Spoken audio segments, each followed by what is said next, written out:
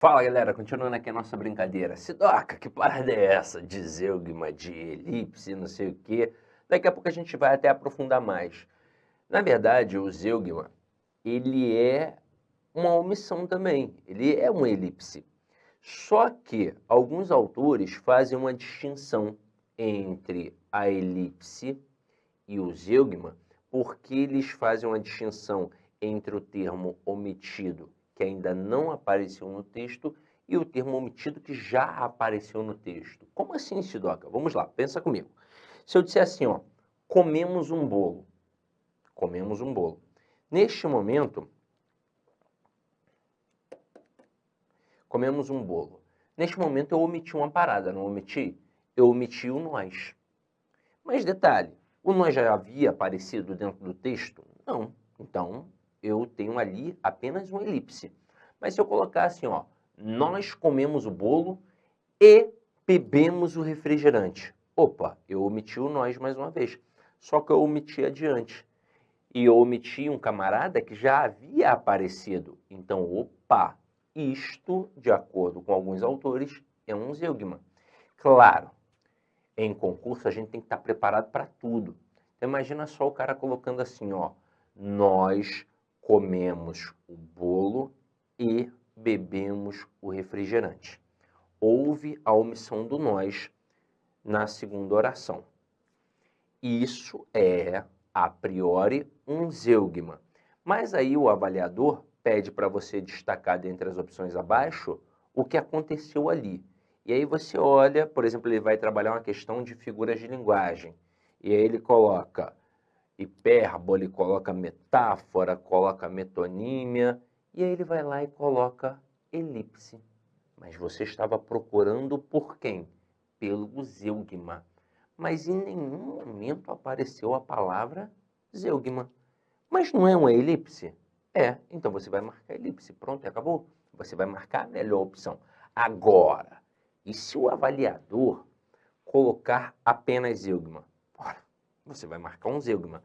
Mas e se ele marcar os dois? Se ele colocar ali elipse na letra D, por exemplo, e zeugma na letra E.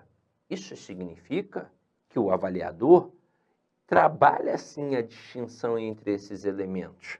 E aí, se você domina a distinção, você vai marcar zeugma, porque foi a omissão de um termo que já apareceu na frase. É assim que funciona, tá? Agora, eu gostaria que você prestasse atenção que nessas três situações aqui, nós evitamos a repetição de um termo que já havia aparecido.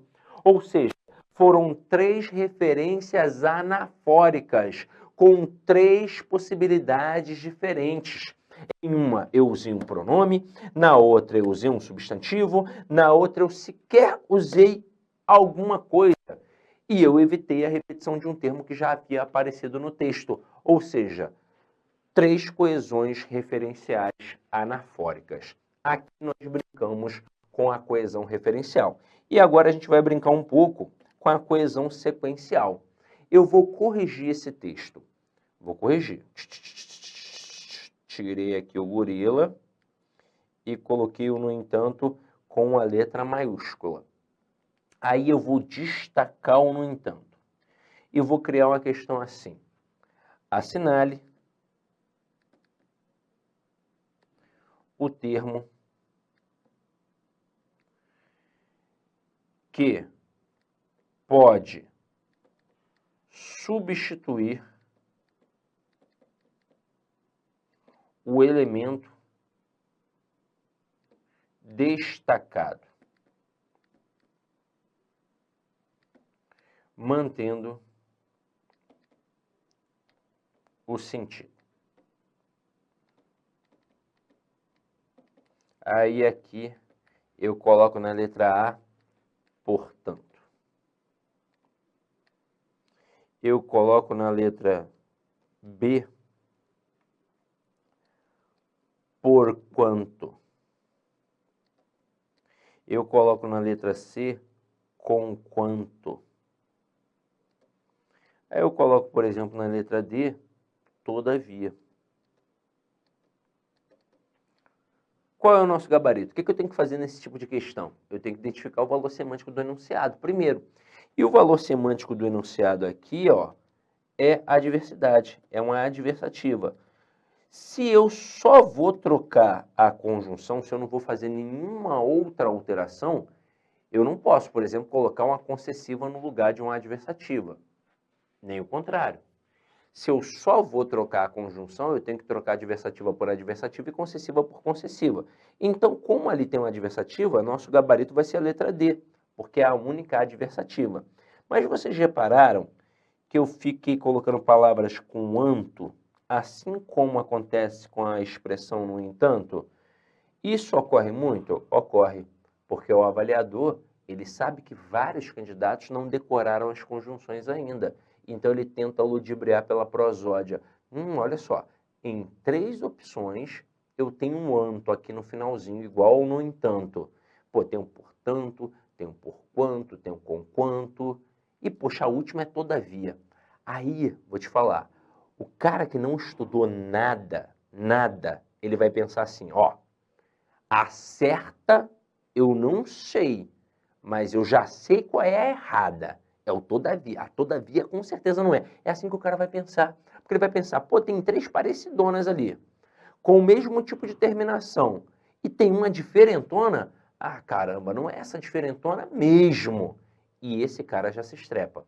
Agora, você que estudou, você tem que saber o valor semântico dessas conjunções. Então, você tem que saber que o portanto é uma conclusiva, que o porquanto é uma causal barra explicativa, que o conquanto é uma concessiva e que a única adversativa é o todavia. Então aqui poderia entrar qualquer adversativa, não só o todavia, contudo, entretanto, porém. Agora, vou fazer outra questão. Vou apagar isso daqui, tá? Tá aí anotado para você. Tira um print, dá um pause, anota. Vou fazer outra aqui, ó. No lugar do gorila, eu vou colocar aqui o ele. E vou deixar um no entanto do jeito que está, entre vírgulas. Mas eu vou destacar mais uma vez o no entanto. E agora eu vou pedir assim, ó, assinale a opção que não pode substituir o termo destacado. Aí eu faço assim, ó, letra A mais letra B, porém, letra C, todavia, letra D, contudo. Aí, nesse momento, o candidato pira também. Porque ele pensa, caramba, eu fui já de cara procurar uma que não fosse adversativa, porque, no entanto, é uma adversativa. Então, caramba, eu pensei que ia ser para marcar uma causal, uma conclusiva, uma explicativa, qualquer outra. Só que aí o cara olha aqui para as opções e todas são adversativas. Tudo aqui é adversativo. Aí, o que o candidato mais iniciante vai pensar? Questão anulada, pô, a banca deu mole, questão anulada. Só que tem gabarito. O gabarito aqui é a letra A. Como assim a letra A, Sidoca? Não entendi. Vamos lá. O mais não pode ser deslocado por uma questão prosódica, tá? Então vamos lá. Vamos definir alguns conceitos. Vamos lá. Primeiro, para que serve uma conjunção? Para ligar orações. Então, qual é a posição original de uma conjunção? No meio das orações. Então, basicamente, vem assim, a primeira oração, vírgula, a conjunção, e o resto da oração da qual ela faz parte. Quando a gente tira a conjunção desta posição, a gente está tirando a conjunção da posição original. E se ela sai dessa posição, significa que ela foi deslocada. E aí, de acordo com as regras gramaticais, ela deve ficar, ó, entre vírgulas. Essa é a justificativa das duas vírgulas que isolam a conjunção.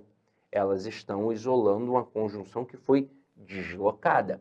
Então, se aqui fosse o gorila fugiu da jaula, vírgula, apenas uma, no entanto não feriu ninguém, eu poderia substituir esse no entanto por qualquer conjunção adversativa, inclusive o mais. Eu poderia colocar o gorila fugiu da jaula, vírgula, mas não feriu ninguém. Tranquilo, de boa, de boa. Até para demonstrar a oposição que aqui existe, cabe inclusive salientar que a oposição é sempre a quebra de uma lógica, porque o gorila está dentro de uma jaula, por ser perigoso para as pessoas que estarão ali naquele ambiente, por exemplo, num zoológico, e se ele fugiu da jaula, caramba, ele está dentro de uma jaula, é porque ele pode vir a ferir alguém. Mas aí ele nem feriu alguém. Então significa que teve a quebra de uma lógica, por isso a gente usou aqui uma adversativa. Mas a partir do momento em que o no entanto saiu dessa posição original, saiu do meio, e ele não saiu nem para muito longe não, saiu para perto, e ficou entre vírgulas, mostra que ele foi deslocado. E aí não cabe mais colocar a expressão mais, a conjunção mais, porque vai ter um probleminha de prosódia. Quer ver? Você vai perceber aqui, ó. Vamos utilizar todas as outras primeiro.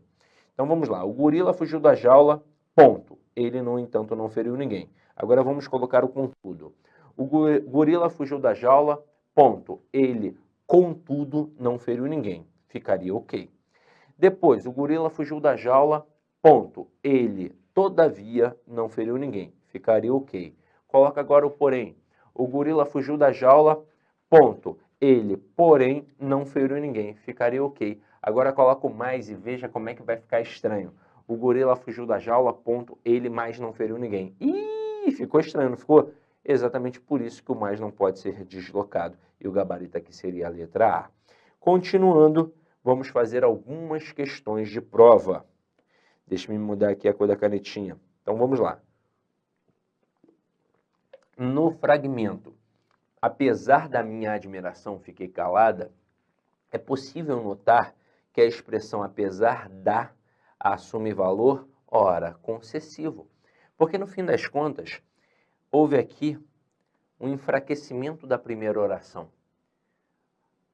da primeira expressão, né? Apesar da minha admiração, fiquei calada. Aqui, inclusive, nem é uma locução conjuntiva, é uma locução prepositiva. Pode ver que nem tem oração, apesar da minha admiração. É só uma expressão nominal. Apesar da minha admiração, fiquei calada. Então, aqui, ó, é valor concessivo e gabarito a letra B, sem sombra de dúvidas. Agora, olha a próxima. Encaminhar e receber mensagens é uma necessidade humana presente desde quando as sociedades adquiriram um relativo grau de complexidade. Assim que um grupo organizado de homens obteve controle sobre um território maior que a sua aldeia, surgiu a procura por formas de comunicação entre os indivíduos situados em pontos diversos. A substituição de quando, porque, altera as informações originais do texto e provoca transgressões às normas gramaticais. E aí, vamos lá, vamos bater um papo até pela estrutura da questão. Eu montei essas questõezinhas aqui pensando na seguinte situação. Quando qualquer preparatório pede para um professor, não só eu, qualquer outro, formular a gravação para alguns conteúdos, geralmente o preparatório define, ó, coloque só teoria. Por quê? Porque ele vai querer que o professor grave exercícios num outro produto, por exemplo. Qual o intuito normalmente? Normalmente, vender dois produtos diferentes para o aluno. Só que aí, o LAC, me deixou mais livre em relação a isso.